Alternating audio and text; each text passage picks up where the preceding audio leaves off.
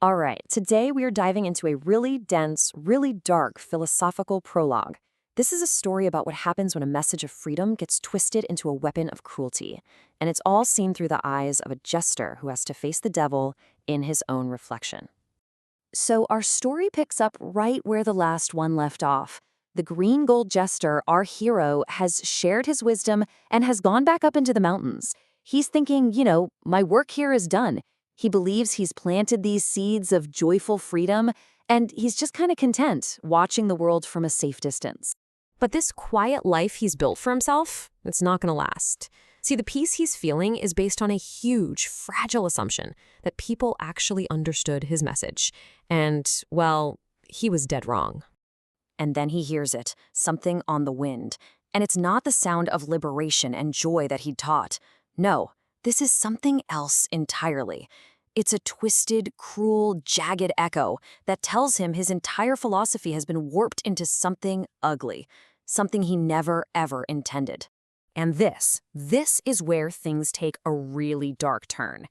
This is the moment, the catalyst for the whole story, where the jester is forced to look at the horrifying monster that his own teachings have helped create.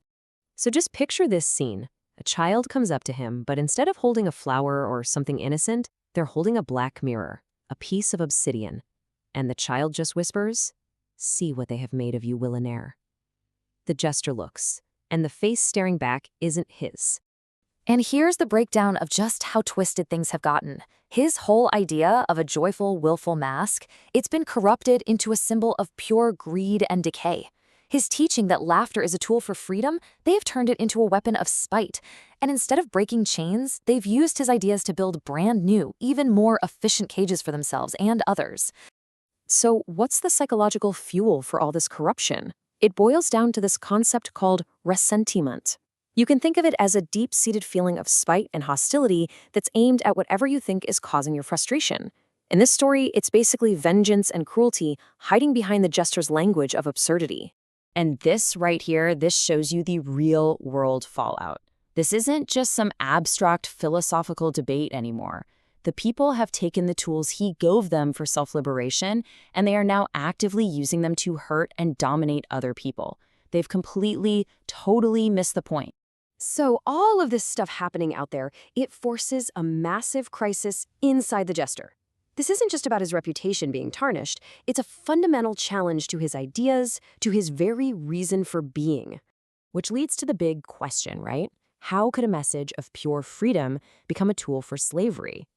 Well, the answer lies in this fascinating philosophical idea about how we're all shaped by the world around us. It's a concept called the Anstoß, which basically means the check or the pushback.